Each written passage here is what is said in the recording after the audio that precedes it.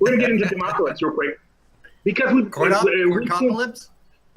Democalypse, as in they're continuing to ruin the planet. Because we've seen here in Seattle, we've seen some of these same kind of things, right? We've seen the weaponizing of identity politics. We've seen what the neoliberal agenda does, and so this is part of why why I get so angry. When I talk to capitalists who sit here and say, well, you know, those people in flyover country, they always vote against their own self-interest, but I never do. Democrat. That is inherently against your self-interest, right? So here in Seattle, we had the mayoral race. It finished up on August 1st. You can check our SoundCloud. We had an interview with the candidate. Her name is Nikita Oliver. Hopefully, she can pull off a come-from-behind win for second place. But we'll see we'll see how that goes. Anyway. We had a candidate by the name of Jenny Durkin win, right? She won the primary.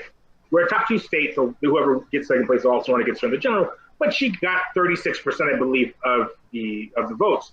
Jenny Durkin is described as the classic Seattle, and actually I want to, because I quoted this before, so I'm going to pull up a blog post here real quick. So give me just 1 second. I apologize so much for this, but she's got a very, very interesting, very specific description about just who she is as a person. Per this, so this is from our live blogging of the mayoral race.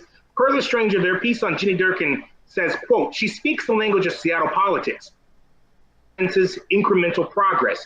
She is literally the worst possible candidate that we could choose, but she's actually the Democratic establishment. She is the continuation of neoliberal policies. She is Kamala Harris at the local level. Seattle right now, this neoliberal haven is facing a state of emergency around homelessness, has a police force that is one of the most brutal in the United States, and recently just killed another black woman in our home after she was a victim of a robbery and made her children step over her dead body. That is reality of Seattle politics right now. We are seeing in Seattle the skyrocketing of rent. There is no affordable housing. A micro studio will cost you more than $1,200 a month in cheap areas of Seattle. We are seeing neighborhoods that were historically black being gentrified by the white liberal class who move into a black home only to put up a Black Lives Matter sign. Does. Seattle is crumbling. The economy in Seattle is crumbling. There is a mass purging of people of color and the working poor from Seattle and its greater metropolitan area just because of these neoliberal policies. Because too often we capitulate to their corporatist overlords, because as far as they're concerned, they would rather have Amazon sit in their goddamn city limits with all that tech money coming in and nobody goddamn live there. It's elitist, it's garbage, and it's the future of what's coming to this country if we continue to let Democrats do what they're doing. The Democrats are running this country into the ground, and Seattle is a prime goddamn example thereof. I'm going to go ahead and take a break real quick. I'm going to let John and Richard get into this because I've been going on for quite a bit. Well, I don't have anything to add on local, but maybe Richard does. I wanted to mention, I could imagine some people maybe taken a bit back by Adair's vocalness and such, but when you think about, if you think about the atrocities that are done in capitalism's name, if you think about the horrors and the suffering that are being caused or being ignored for sake of political expediency or political advantage over one race or this thing, or to be able to get some petty advantage or talking point, and you see this class of elite people that are separated from that suffering and think of it as a game and talk about it as a game and discuss it and at their dinner parties over glasses of wine while they're at each other's weddings or parties or whatever, and talk about how funny it is, the fights that they're having and all of that stuff.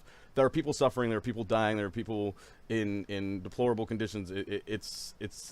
It's atrocious what we allow to transpire in this country, and we should all be as angry as Adair is all the time, basically. All the time, whenever we talk about politics, we should always be at that level, and the rest of the politicians should be scared that so many of us are taking it to that tone, and that's where I'm at personally. So I just wanted to speak to that quickly. I gotta hop in real quick. I'm sorry, John. I gotta hop in. I have to. So there's two things that I really gotta go ahead and get on real quick. So someone, Nuke again, said, I heard most of the black people had to move down to Tacoma. Most of us already lived in Tacoma, Lakewood, and South King County. We're being kicked out of those areas because gentrification is affecting the entirety of the metro region. That means Tacoma, Lakewood, Federal, Kent, et cetera, all these smaller cities, people of color and poor in the working class are being forced out because they are so inexpensive, even for tech workers now, that these cities these bastions of multiculturalism and just actual working class viability are no longer able to exist. Why? Because of neoliberalism. Secondly, and I'm not going to get too deep into the local politics, Robert Fenwick said Jenny Durkin got the conservative vote. The progressive vote was split among the other 5 principal candidates. No, the fuck it wasn't. I'm going to go ahead and let you know that right now. The fuck it was. Jenny Moon is not she's not Jenny Moon, whatever her name is, Carrie Moon, whatever. She's Jenny Durkin light. It ain't happening. It's not, like, it wasn't split. What happened in Seattle is what we see with Democrats all over the country. We have self-satisfied, elitist, wealthy Dems in self-interest. And somehow being able to convince the poor, the working poor, people of color, and every other marginalized group that somehow, if the candidate that is a Republican-like is going to give us what we need, is going to continue to capitulate to their corporatist overlords. And in this case, she had the bona fides of, I was a favorite of Christine Gregoire, who was a former Washington governor, who's also a neoliberal piece of shit, and Barack Obama, if y'all know me, y'all already know I don't like Obama. I really don't like him. So that's not a really good place she wants to go. So no, there was a few actual leftists in this race, including Nikita Oliver, including Bob Hasagawa. Neither of them were able to win. So no, Seattle chose neoliberalism. Seattle is so infatuated with neoliberalism. It's like South Park. It's that South Park episode, right? It's that smugness. It's that smugness of being, oh, I'm so much better than you. That's what Seattle likes to think of itself. That's what neoliberalism thinks to itself. And that's what the Democrats offer the rest of this country. They offer you a lack of funding for your schools if you're a person of color or marginalized group. They offer you the opioid crisis with no actual plan to do a damn thing about it. They sit here and say, I would love to see safe injection sites, but oh, you can't put it in my neighborhood. They say, I want to see that homelessness crisis thing done, oh, but you can't rehouse these people anywhere near me, the property values will go down. Hell to no. If we're going to actually change, if we're actually going to do something, it's time to let people with a goddamn backbone get rid of these goddamn capitalists and go in your own self-fucking interest. And guess what? That's socialism and communism. Not these goddamn capitalists, not this bullshit that they continue to feed us, not all this, but it's pissing me off and I'm getting really hyped right now because right now all we're doing is we're neck deep in propaganda. We're so consumed with it, so consumed with this idea that, oh my God, they speak the language of progressives. They don't say racist things, so they must be a good person without actually thinking about what their economic and housing policies have to do to the community at large. Get your head out of your ass for once and vote in the self-interest of not just you, but the community. We're a collective, not a group of individuals. Go ahead, John. I was just gonna say, like, I feel like I'm constantly operating at that level of outrage, like all the time, and so, you know, I'm being told by family and friends and everyone else that I have to calm down and I have to not be. But, you know, when I bring up these stuffs, I actually just met 2 new people who are, and through Pokemon Go of all things, who are socialists, and we play in Rhode Island. And like, we were having this conversation about how, like, you know, we have these conversations, and those of us who pay attention to the minutia and pay attention to the small details, and every single small detail adds up to compound our level of interest and also our outrage. So we're constantly outraged. We're constantly pissed off, and it's exhausting. And I know that it's exhausting, but I think that finding the key people like you guys and finding key people that you can have these discussions with is very important for everybody out there. And so, like, I know Brandon took the night off, and he deserves it, but he's missed, and I know that he needs that as well. So, you know, it's clutch that you find your squad and find your crew and find all the people that you can have these conversations with and then take action. And Adair's doing that at local level. Richard's doing that at local level. I'm trying to do it at local level because that's where we're going to make change. So turn the action, turn the outrage. Don't turn it down. Turn it into something else. Yeah, I like that. Turning it into action is important, and I think that's really key. And I apologize for my outburst, by the way. No, don't, man. Because we can't all always be at 10 all the time. We have to rest. We have to take it. So we could turn to you, Adair, to help express that. And I think that's important for everybody to have, like John said, to have those outlets, to have your own, you know, juntos or whatever, you know, your groups where you can go and just comrades. Yeah, exactly. Just talk about things and know that you're not crazy for thinking that what you're seeing doesn't make any damn sense, because it doesn't. Not with the story they're telling you. It doesn't. If you recognize what it is they're actually after, what they're trying to accomplish, and how they're trying to go about it, it all makes a lot more sense, and it makes you feel less crazy about the whole thing, I think, personally. And it can calm me down a little bit, but then, as John says, it spurs more curiosity, which spurs more outrage. Yeah. And all right, so we got 3 minutes left. So, John, let me get your last words, and then I guess I'll wrap up the show. Please stay tuned. We're going to be doing the better half of the show. It will be on SoundCloud. So if you're not following us there, go to soundcloud.com/expand the discourse and check us out.